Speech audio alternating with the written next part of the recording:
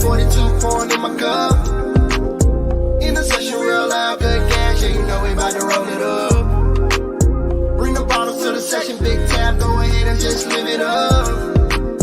Get lit one night, after that we can go ahead. What's going on? What's going on? It's your boy Icon.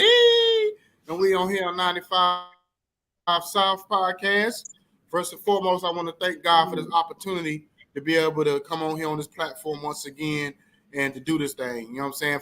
For then secondly, you know what I'm saying, I got my man, my ace boom coon, my mother, my brother from another mother, you know what I'm saying, Mr. Smooth, drop your panties at midnight lover, you know what I'm saying, Jacob, the great personality himself. What's going on, my brother? What's happening? What's popping, man? Welcome to the 95 South Podcast, man, where we bring you interviews about the community, entertainers, and the most influential people all across the globe. Yes, so welcome. Yes, sir. So, man, listen. You know, I want to introduce this brother today. This man was one of the people who pioneered the crunk era. He one of these guys that I feel like is underrated, and I don't think he get his accolades because, you know, they talk about Country Black, they talk about Flavor Flav, they talk about Spliff Star. But these guys right here, when it comes to being able to write and rap and being part of the hype man era, you know what I'm saying, they don't get their accolades.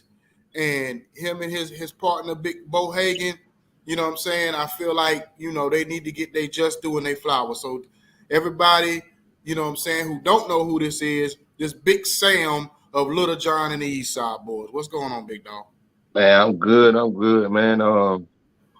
Just one thing, man, we never was we was never his hype man. We was never his hype man. We used to be all equal. You know what I'm saying? We was never his hype man. Oh, okay. But damn, I'm finna write all this shit and be a motherfucker's hype man. I can dig it. Yeah. And you forgot one more thing, man. They call me a Ventador Sam. Doors go up, panties come down. You feel? You heard him? Hey, so, bro, listen. I want to say this real quick because I was watching some of your other old interviews or whatever, and you was talking about when you was in North Carolina one time, and I tell people all the time I'm from North Carolina, and I was saying when you was saying, yeah, man, we went to North Carolina, and we couldn't, when we first started, we did that one song for 30 minutes, and we had to do, but for that crowd, we had to do all East Coast joints. Yeah. And I said, yeah, and I remember in the 90s, I told people, I said, man, we ain't grew up off the South music. We grew up off of Nas, Biggie, Wu-Tang, Jay-Z. And, you know, like you said, we had the Timbo boots and the, you know, the big clothes and the whole thing. I said, so for us, I'm like, I'm glad you said that, you know what I'm saying, or whatever. And one other thing, is Duck still rapping? Duck Hunter? Yeah. Wow. We got a song together. Yeah, I seen that, Jacob. I'm telling you. He probably you want to putting see it out. somebody that can perform? I'm telling you, Duck Hunter, one of them independent artists. I don't even care how big you are in this business. You don't want to go behind that play. You don't want to go behind it. I don't like going behind him. Goddamn, and I always say, if I go before you, you're gonna be mad. Yeah. He shut the club down. You know what I'm saying? It's a few cats like that, man. It's a few cats like that, man, from Atlanta, and Atlanta got these cats, man, that you don't want to go behind. You know, cause I seen some people try to go behind you guys. You know, Little John Eastside Boys. I seen some people try to go behind Fabo, not a good look. I seen Big King try to go behind Dougie Fresh, not a good look. Like, so there's some guys in the industry, man. Once they get the party started, it's like people call for them to come back on stage, and they have to come right back out there again. You know what I mean? So, and that whole Atlanta crunk sound between Georgia, South Carolina, and North Carolina, man. You know, I think that you guys stayed in South Carolina and North Carolina a lot, boy, a lot.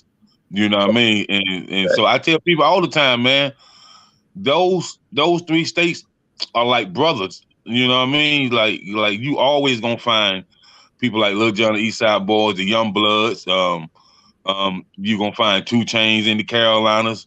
You know, you're gonna find Pastor Troy in the Carolinas all the time. Like you're gonna find a lot of cats that may not even some cats born and raised in Atlanta, but some cats that just live in Atlanta and they adopt that Atlanta sound. They still in the Carolinas a lot. You know, even the cats from like New Orleans, like Boozy Yeah, and and, and Kevin Gates and the whole Cash Money and the whole No Limit. You know, man, you got these cats that been in the business for 30 years, like Fiend. They do plenty shows in the Carolinas. You know what I mean? yeah, So yeah. man, salute to y'all for keeping it hype and making people dance, man. You know, I tell my little homies, I was like, man, y'all go to the club and just drink, man. Like we went out to the club, we danced, bro. Like as Lil John said, I like them girls. Yeah, Yes, sir, yes, sir. See, you know what I'm talking about. I know I think exactly what you're talking about. Somebody, but you got to think this generation here, man, they don't even really know how to approach a woman without saying, "Hey, let me get your Instagram. I'm gonna DM you. Are you gonna follow me back?" Man, nah, man, we had to actually go and talk to this woman, man. Hold her hand. She had to get to know you just out that short conversation type thing. You know what I'm saying? To see if she right, gonna give right. you her number and you can call her. Or you give her your number and she might call you. See, they don't know. I was talking to my daughters about that the other day. I said, y'all don't know how to actually go out and meet nobody. Y'all think all y'all friends is on social media and how many followers you got. Them your friends. You don't know them folks, man. You don't know. You probably know about 5 or 6 of them folks. You don't know all them people. Mm-hmm. That's right. That's Yeah, right. that's Well, right. yeah. So let me ask you something, because when I first met you, you was doing a lot of the showcases and stuff, around the city and everything. And then I had moved away about 3 years ago and came back a few months back. When I would get back to some of the people I knew from all them years, they be like, bro, it ain't the same. You know what I'm Right. saying? So what did you have you seen the change in what the showcase open mic scene, all that? Have you seen the change, and what do you believe the change, why the change is? Why it has gotten so, I guess, say, bad when it comes to Yeah. that type of stuff? Well, my opinion is, and this is why I stopped doing them. Um, it was like we would have people from Sony, some kind of different distribution that the artist could meet and chop it up with them. And sometimes we have contests where these people are going to give you all the distribution deal based off you winning this showcase. You know what I'm saying? And then we started having folk that was flaking out on that. I had one dude at the end of the show tried to sneak out, not just having to look up while I was talking on the mic and seen him. And I was like, whoa, hey, stop that at the door. Stop him at the door. And after that right there, I was just like, no way, I ain't fooling with him no more. If I do, it's gonna be a straight showcase. And you come in, probably pay about $5, $10 per form, saying party, go home, whatever.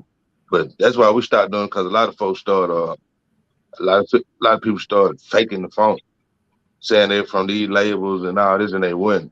You know what I'm saying? Then these folks win, they never get a chance to get in touch with these people, and all they find out, man, he ain't even who he say he was, and all that stuff. So you got to Mm-hmm. think at the time, you ain't got time to be doing people background and all that shit, background check. You know what I'm saying? So I let it go, but I get so many people calling me, asking me when I'm gonna start them back up.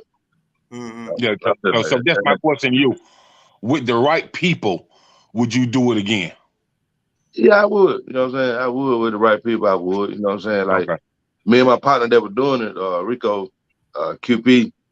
Me and him were doing it by ourselves. It was going smooth, smooth. And we had the conversation about a couple months too. We were talking about doing it again. I told him, man, look, if we do it, it got to be me and you how it was before. Everything was smooth. You ran the door. I made sure we had the security at the door. I ran the inside. Well, you know what I'm saying, as far as hosting and making sure everybody's hyped up and they ready. They ain't just sitting around just listening to music. You know what I'm saying? I'm in there talking shit, shaking hands. I'm doing all that. You know what I'm saying? And like I told him, our thing started messing up because he started letting the outside people come in that he thought could better what we was doing. And they sold him a dream on it, man. Yeah, okay. Like one guy brought cameras in and everything. And I was like, hey man, what this gonna cost us? Cause this man got big boy cameras in here, everything. What that gonna cost? And he actually told me, oh man, he's taking over the showcase. What you mean he taking over the showcase, man? We've been doing this at this spot for almost a year. Which means he taking over the showcase. So once I heard that, and the guy came to me, basically telling me that I wasn't hosting tonight, I'm like, okay, how do I handle this without violence? Because I was at that point where I'm like, man, I'm about to knock you out, bro. You got me messed up. I'm about to knock you out. So I said, you know what? I'm gonna leave. So I left. On my way out, people like, hey man, where you going? Where you going? I could have been an asshole and be like, hey man, I ain't got no part of this. I ain't doing nothing with this. I'm out. If y'all want to, y'all, cause I had any club I could have went to. My manager had a damn club at the time. I could have called him and be like, hey man, I need you to open the club up. They think it's a game. They think I'm playing. Open the club up for me. He would have went and opened the club up, and I would have told all them, hey, y'all come over my spot, perform for free. Don't tell them y'all want y'all money back. They got to give it back to you. And goddamn, y'all come over here in my spot, perform free. I was about to do that, man. I like, nah, I ain't gonna do that because I ain't want to take no money out my partner mouth. Even though he, you know what I'm saying, even though he didn't really understand what they were doing either. So after that little show, we talked. One thing about him though, he brought me my money though. So that was, you know, he linked up with me and was like, hey man, here's all your money. I like, oh, appreciate it. He's like, yeah, man, I ain't know it's gonna be like that. Like, you know, so you know, we live and we learn, man. But my main thing was the people that was so-called supposed to do stuff for the artists, and then they backing out. You know what I'm saying? Artists calling like, hey man, I can't get in touch with dude. He ain't answering the phone. Then I call him. Hey man, what's up, man? People say you ain't answering the phone, man. What's going on? Oh yeah, man. I'm gonna get back with him. So it's like being that middleman between that bullshit. It ain't worth it, man. You know what I'm saying? Because I don't want to see nobody. I don't want to see no artist get messed over like I did. You know what I'm saying? But Big Sam, I'm gonna say this, man. You iconic. You a legend, and you're big enough where you don't have to accept calls. Where you can call Universal yourself. You can call Epic or Warner Brothers yourself. And once you tell them that you're Big Sam from Lil Jon and the Eastside Boys, they'll personally set up a meeting where they fly you out because they want these showcases right now because the labels have went under because everybody want to claim independency. But with people claiming independency, there's still relationships that independent artists don't have that a label have that's been in business for 30, 40 years, 50 years. They have some resources that independent artists will never have. That's true. So with you being a legend, man, you can change the whole narrative where the showcase turns into, you know, indie artist TV presented by Big Sam. You know what I mean? And you a sizzle, a trailer, a reel, shop at HBO, Cinemax, MTV, like you a legend, bro. They gonna tell you, yeah. Yeah, we was actually that's what we was in the making a doing putting making like we were making a reality show. We were gonna make it a reality show where every week somebody get kicked out the bus. Every week we performing, letting the people perform at a different location, different state every week. If you lose, you kicked out the bus right then and there. Your bags, everything, you kicked out the bus. You know what I'm saying? So we still talking about that, talking about doing that right there. But me personally, man, I don't know. You know, sometimes you take people just out their word. Yeah, I know what you're saying. I know what you're saying. A lot of time in this business, man, that don't work. Yeah. And you know, So it's funny you say that. Oh, go ahead. That's why I be making people sign them non-disclosures, bro. Like, yeah, bro, you got to give me something with both signatures on there that can hold up in the court of law, because you know I ain't gonna fuss and fight with you, but I will put that paperwork on your ass. Believe that. And then shit, man, the showcase game got watered down in Atlanta, man. Yep. It got real watered down, man. Bad. Like I even had a girl come to my showcase. I ain't gonna say her name, but we had showcases going good, going good. And she gonna say, "Hey, can I get the mic? I just want to promote something." I like, go ahead, man. I don't care. She in the middle of my showcase promotes that. She's doing another showcase after my showcase at the same club, the same day, right after mine, same club, and everybody can perform free. That's pretty disrespectful. That's real Oh, disrespectful. wow. Man, oh man, trust me, but I ain't man. That's one time I wish I was a girl because I'd have got that slap box her ass. But I took her in the back and cussed her ass out though. I cussed her motherfucking ass out. I felt bad after I did it, but I like no, because it could have went a whole nother way. You Yeah, know that what I'm was saying? that was disrespectful. Yeah, man. I like you messing up my livelihood, man. The little money I get, shit, I get to my kids. Yeah, damn, the hell you talking about? Right. Yeah. You know, it's funny because I was last year. I took my son and out, yeah, and well, actually earlier this year, took him out to perform in Vegas doing Grammy weekend at this event. And one of the guys that was supposedly be like a big wig producer, executive in the game, he's sitting up there, and while the artist the whole time, he drinking a little Hennessy or whatever he was drinking, then messed around, threw the whole bottle down. So by the time you went to go talk to him, he over there sloppy drunk. Sloppy drunk. You know what I'm saying? And literally, he's sitting in the lobby, sleep. You know what I'm saying? And then he was dressed off. So he was a big guy anyway. So he was dressed off sloppy. So he didn't even look the part at all. He was unprofessional. And then I was talking to one of the other guys that was there. He was like, look, man, I just came here really support. I ain't got time to be sitting here for all these hours, da da da. So it was like a big waste of time because you got all these so-called executive people there that none of them really was there for the artists. They was just there because probably they were getting free food or free drinks, or probably just got paid for their time, but they really wasn't there to try to like try to do nothing with these artists. So I was just like, what's this really about? You know what I'm saying? So I understand what you're saying about. I get what you're saying about that. Yeah. I ran into that too, man. A lot of these. That's that. I hate to say it, but that's when I can really tell that they the real deal. Because a lot of times the folks that's the real deal, they don't want to sit through a whole showcase. They'll come through, sit down, but I used to try to make them judges though. Yeah. So you had to sit there, try to make them judge. And then, you know what I'm saying, sometimes they will, sometimes they come to me and go, hey man, should have been like 3 hours, man. I got to get ready to go.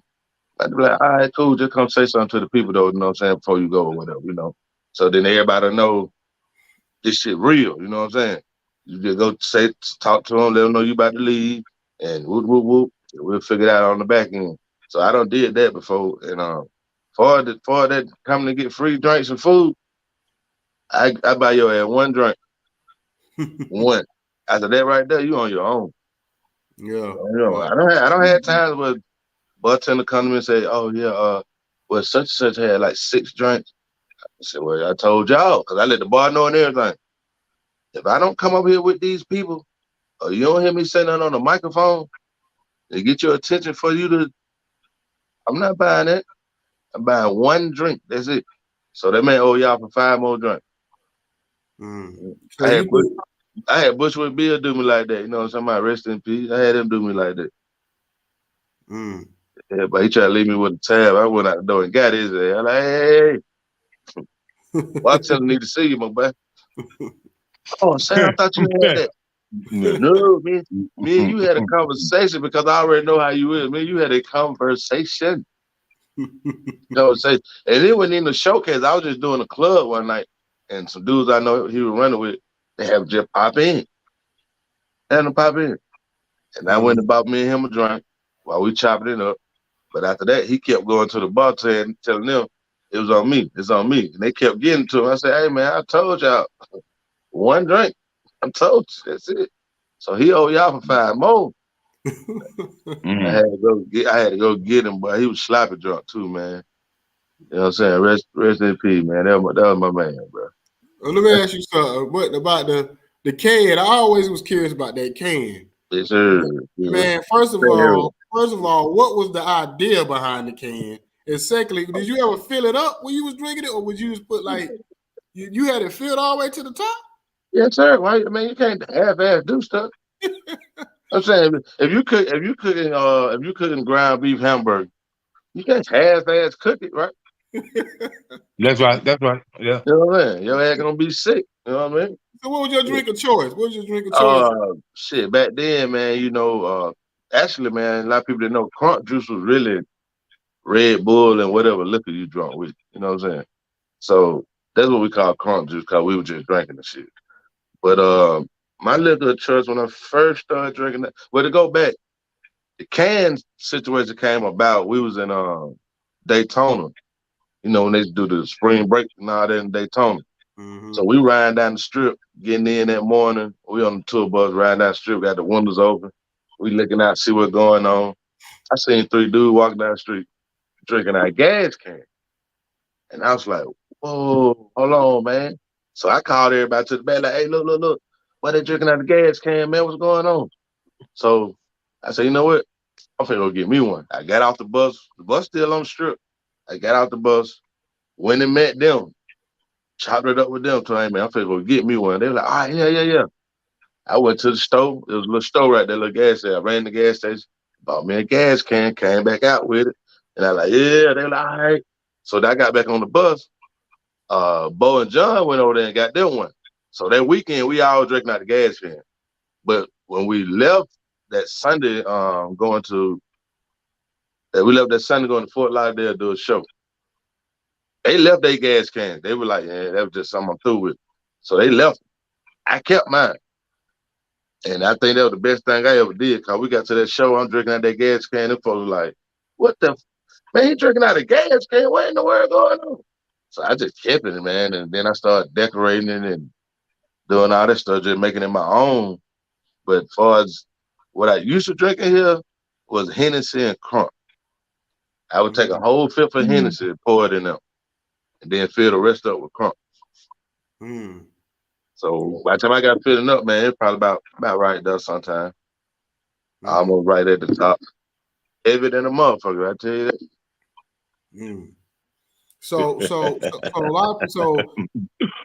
hits, a lot of the hits that y'all wrote, that y'all did, in my understanding, you wrote a lot of those hits. Yes, sir. You know what I'm saying? So just name like a few of them that you know that you wrote or whatever during the time. Because I'm gonna tell you, well, let's go back for a second. Let me go back. Man, don't make me go on my phone, man. I just had to do that. I just had to do this for a lawyer. I just had to do this for a lawyer. You know what I'm saying? I got a lawsuit going on right now, so I had to do that for a lawyer, bro. Come to find out of 70-some records, I wrote 6 to 8. I not even realize until I had to write it out for this lawyer, all the songs that I wrote on, or I wrote, or I actually was on. But like I tell you, every song I was on, whatever I said, I wrote. You know what I'm saying? Like if it was a verse or anything like that, I wrote my own. Like I always wrote my own verse. And if Bo was rapping, it's a verse that I wrote. You know what I mean? I used to write for me and Bo all the time. You heard in the rapping verse, heard Bo rapping, I wrote that. Like say, when I met John, I met John in 1995 with Player Puncho. The first 2 albums we did, the Who You Will Get Crunk and We Still Crunk, I already had about 40 to 50% of them albums done back in 92, 93 when I was DJing. I used to be a DJ. So I didn't even know Lil Jon. You know what I'm saying? Crazy part is my daddy and the 2 sisters of Escape Daddy, they worked together at Fulton County Sheriff Department. When So Def first started, my daddy came to me and gave me Lil Jon's A&R card. I still didn't know a Lil Jon, but he knew I wanted to be on So Def. I didn't know a Lil Jon. He said, man, well, y'all get y'all stuff together. Because I was DJing and I had two of my partners that rap. He said, well, y'all get y'all stuff together, y'all get ready. I'm gonna take y'all over there. So we were striving for that. And then I guess they got to the point they didn't really want to do it no more, man. I'm sorry, they were 5 too. To my shout out to my boy Barry and my boy Jermaine, man. When I tell you they were 5, bro. 5 years. So, and then Barry used to rap like Sean Paul before we even knew anything about Sean Paul. You know what I'm saying? He was rapping about like that back in 90, 91. You know what I'm saying? So, uh, long story short, I messed around, met Lil Jon, and Huncho brought him over to the garage, to my garage where I be DJing and shit in my mom's garage. And we sitting there talking, just tripping. But then I still didn't think nothing about it. But then we was at a club one night called The Gate, and Mystico's Here I Go come on. And I started doing my Who You With chant. And the guy, a whole bunch of guys from our neighborhood that be at my house too, they already knew the chant. So when I started doing it, they joined in with me doing it. So you in the club and you hear motherfuckers over the beat doing a chant, you gonna look like, what the hell going on? So we got through doing that. John pulled me to the side and was like, hey man, whose song is that? I said, that's my song. Oh, for real? I like, yeah. He said, what you gonna do with it? I said, I don't know. I just be writing for fun before I go to sleep at night. Cause me, I want to be a comedian. So I was trying to figure out how to make comedic music. So if you go back and listen to them first two albums and listen to it from a comedian point, you're gonna be laughing your ass off, man. You're gonna laugh your ass off. Cause anything from Who You With to shit, Shout a Freak a Little Something. Shit, I Like Them Girls. I wrote I Like Them Girls on the spot. We was in the studio. We probably doing that. That song right there probably the song with Silk. But they never got back with us. They went on tour. They had never got back with us. And we was in somebody else's studio session waiting on them. And John asked the guy, hey man, pull this up for me. So he pulled the beat up. We in there feeling good. I just started saying some shit and shit stuck. I Like Them Girls. It stuck. You know what I'm saying? I was saying in a crazy voice and everything. You listen to it real good, you can hear my voice. You hear somebody saying in a crazy voice. And that's me.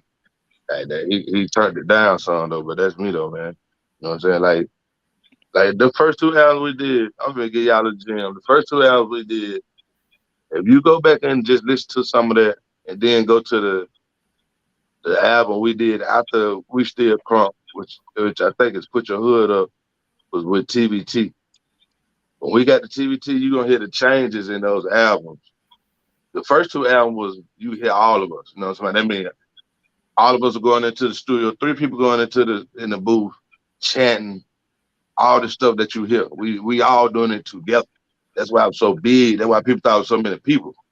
Until when we got TBT, me and Bo go in the booth, we doing 6 to 8 tracks of the chants or whatever. And then John will do 2 tracks and then turn our tracks down to let his vocal be a little higher than ours. So it make his voice sound thick. You know what I'm saying? And I started noticing stuff like that, man. You know, I started noticing stuff like that. You know, the game mighty fickle, bro. Yeah, you know what's crazy? I was in the I was in the military about 0203, and every weekend we would go out to the club after we done got through our tech school part throughout the week or whatever. Because when you're in the Air Force or the military after boot camp, you go to school. It's kind of like college. You stay in the dorm and all that, and then on the weekends you do whatever you want. Yeah. And I lie to you not, bro. Every Friday I get in my room, my homeboys be like, "What we doing?" I get in there, and my favorite album of y'all's was Kings of Crunk. Kings of Crunk. I played Kings of Crunk from the first song to the last song. You know what I'm saying? And I'm in there getting myself hyped up. But we about to go out to this club. And I was out in San Antonio. So I'm out in San Antonio at that time. So to me, and like I said, I'm from North Carolina. So y'all was late to the party for us. You know what I'm saying? We wasn't in the early days. I didn't really know about Lil Jon and Eastside boys until I got around other people that was from Atlanta and from other places that put me on to y'all. I might have heard a song here and there, but to really get into it. Now, for you, what's your favorite project? Because y'all got a lot of projects. So what's your favorite project that y'all ever did?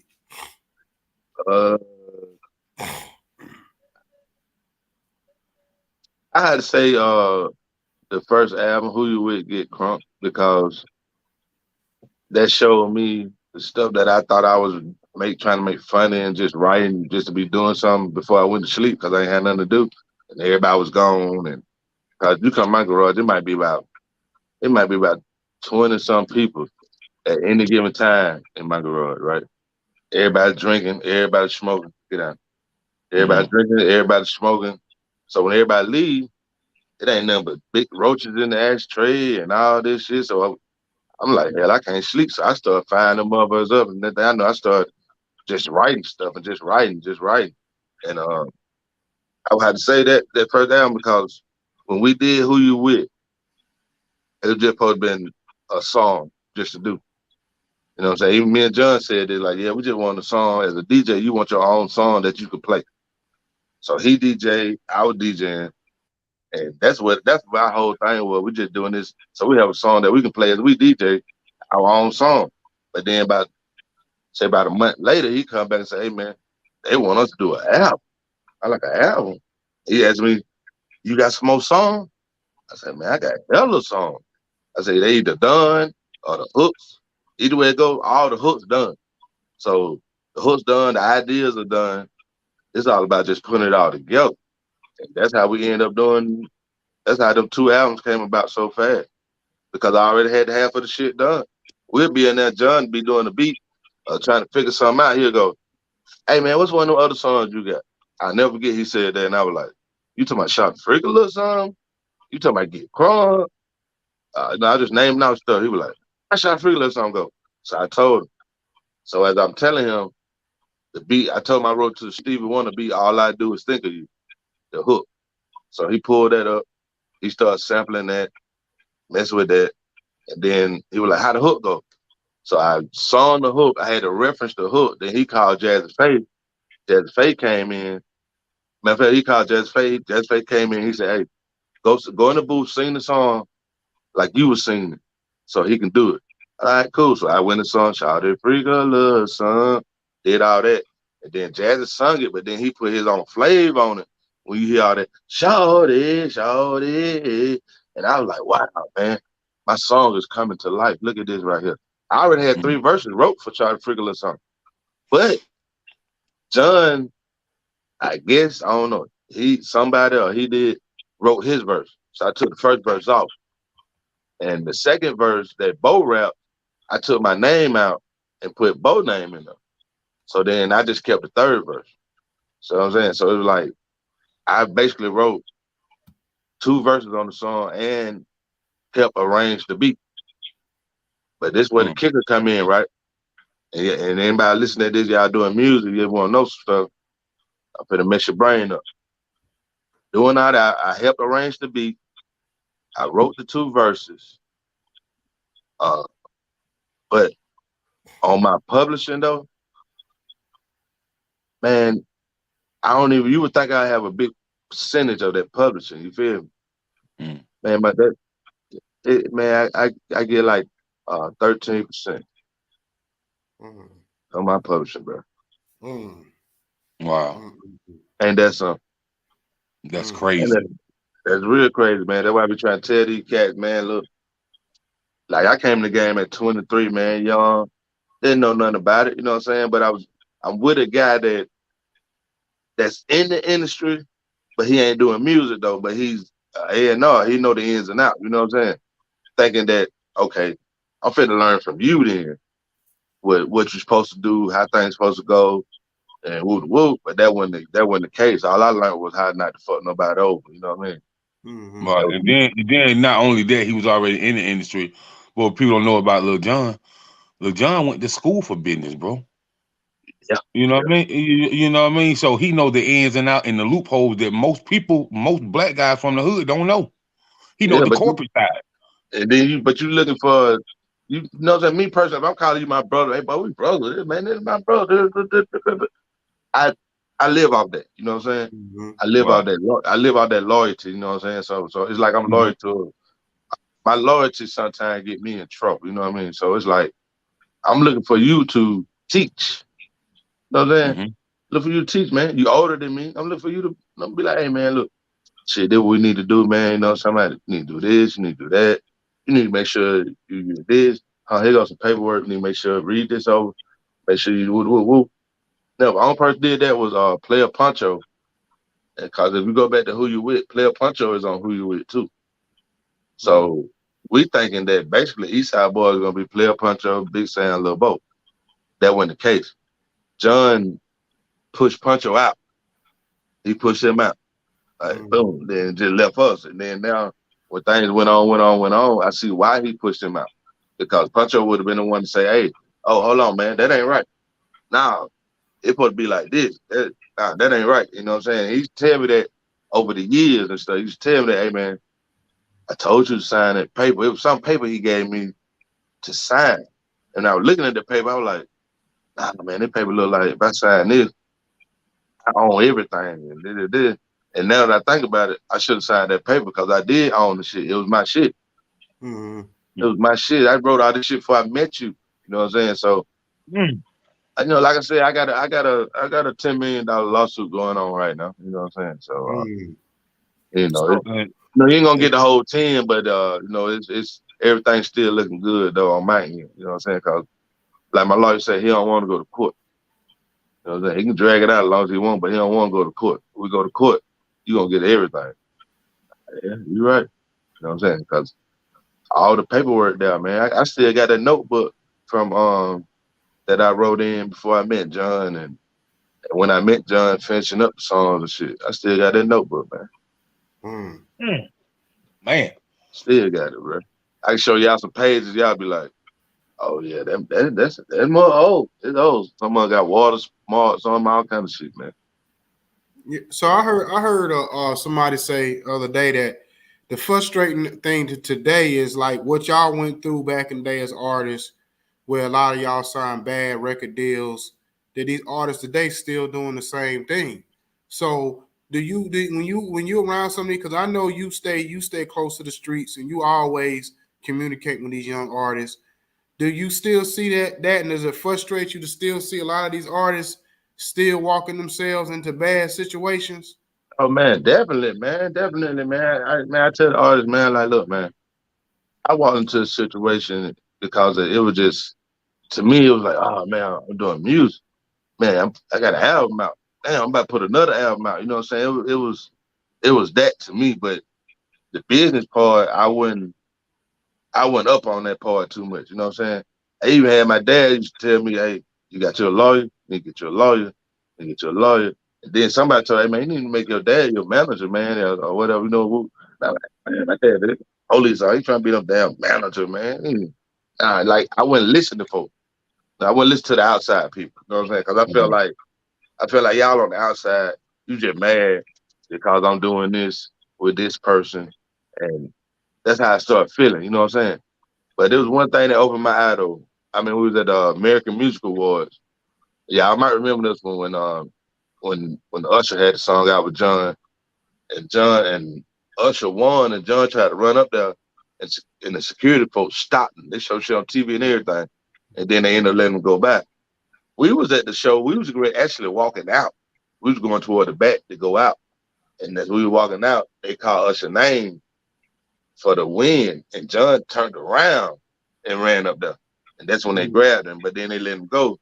And then once we got backstage, I'm already mad. I don't left my gas can at home. Don't know how I did that.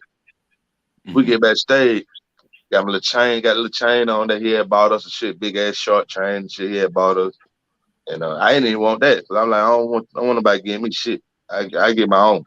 So we get backstage and Nelly said, he with the whole St. Lunatic. First thing came out Nelly mouth. Oh, Sam, what's up, man? Oh man, John let y'all eat now. I like, let us eat. Like, what the hell you mean? And I thought about that shit all day long, bro. And he was even like, man, where the gas can at? I said, man, I left it at home, man. He said, man, next time I see you, you better have a gas can in your hand. I don't care if you're at church.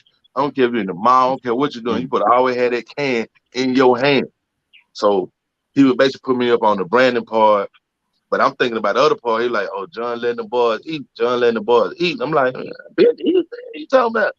So I thought about it more and more. And I was like, oh, he talking about the chain. He think, oh, okay, I don't got the money I can buy this chain. I did have the money I could have bought the chain, but that wasn't me though. I wasn't a buy chain dude. I was more of a watch dude. But I got it after I kept thinking about that. It took some days, but I got what he was saying though. Then I start opening my eyes, start thinking and looking like, damn, we 4 albums in. I ain't received a check for writing none of this stuff.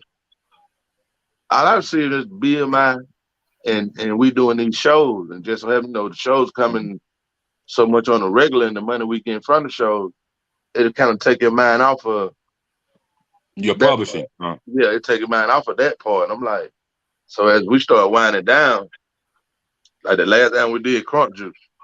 So let me ask you a question before you go in. Go ahead. So you say checks. Um, Now it's one thing to get your royalty check Right, and your publishing check, but the publishing goes in a lot.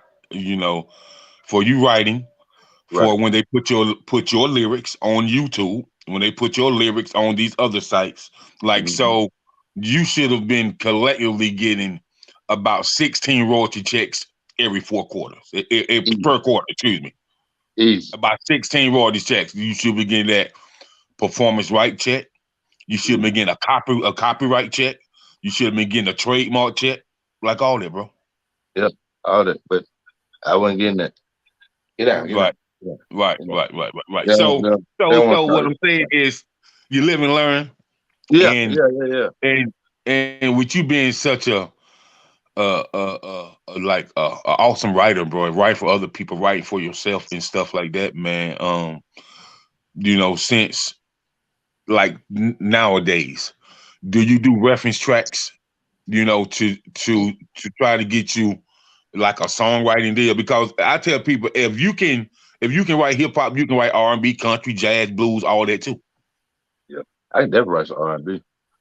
You know I what I write mean? some R&B like mud. But You nah, I write don't. I blues don't do too, that like though, man.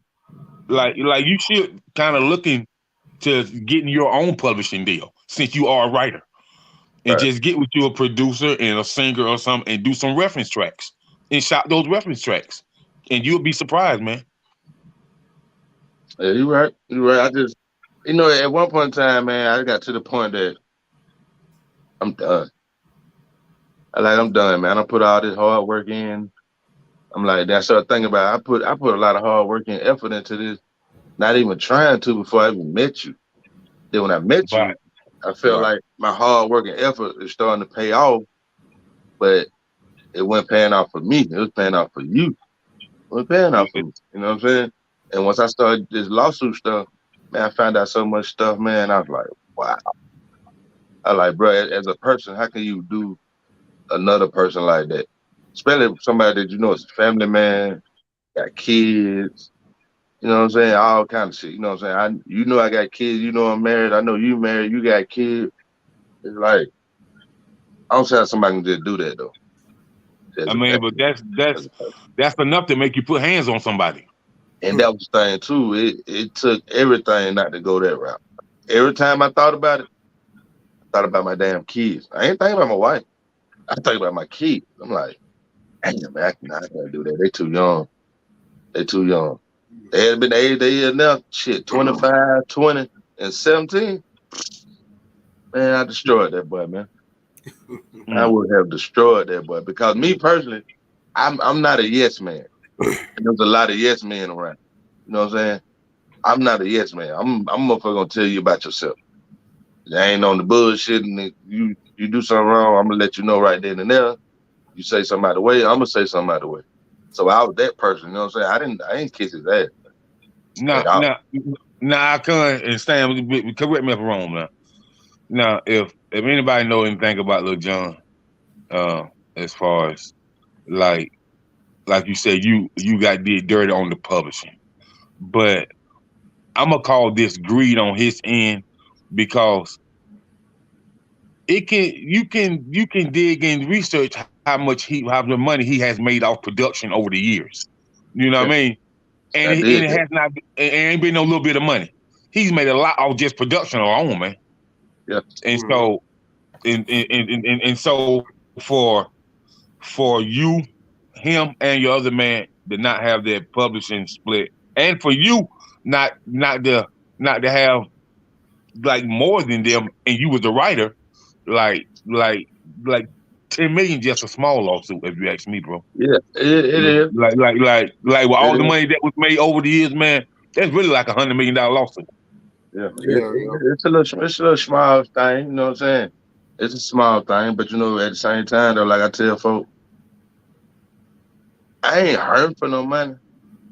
But you know what I'm saying? Shit, 10 million is 10 million. You know what I mean? Yeah, Mhm. yeah. That you right. You right. Absolutely. You know what I mean? So that's the one thing about me that they were like, man, you waiting so long. I'm like, man, I ain't wait so long. I don't have like two lawyers to so called go at, and then he just put his lawyers up, and then they like, man, nah, we can't fight that. We can't. I'm like, bro, and they telling me we see the money.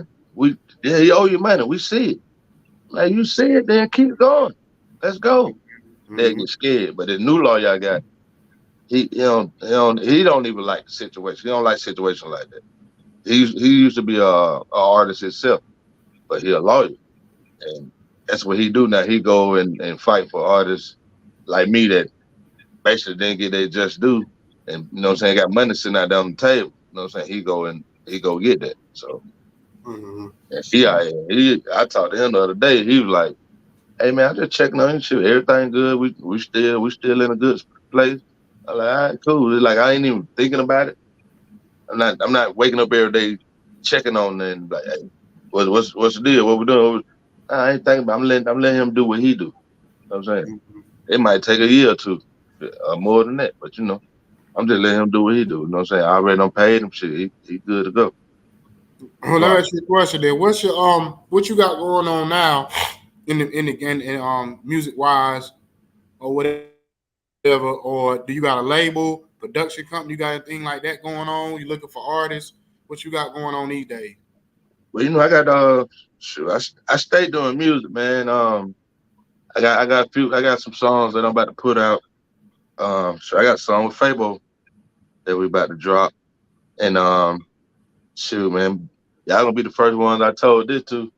Me and Kane of Yin Yang Twin, we got an album we working on. You know what I'm Mm. saying? Okay. And you know what I'm saying? We call ourselves them boys. So we got an album that we working on. We about 5 songs in here right Okay. now. Okay. And Okay. That's definitely gonna be one. I just got all my paperwork back a couple of months ago for my label, Big Sam Music Group.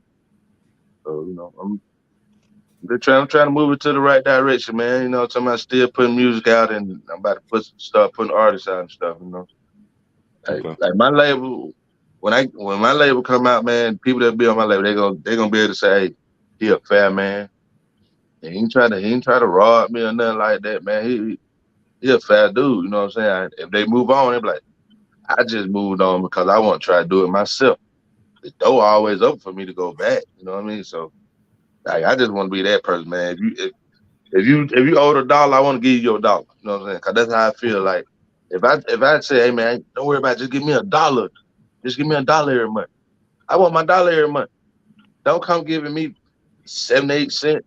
Talking about, oh man, I'm gonna give you the rest next month with that dollar. No, man, just give my goddamn dollar. You know Hmm. what I'm saying? If you feel like put some extra on it, that's cool, but just to give me what I'm supposed to have.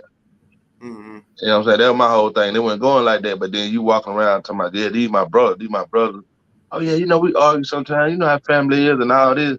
On the surface saying that shit, but behind the closed doors, you been a snake. Right. You Right. been a Right. motherfucking snake, man. Cause what people don't know is we signed a contract with BME. We didn't sign no contracts with TVT, Mirror Image, the second album was on Ichiban. We ain't signed no contract with them.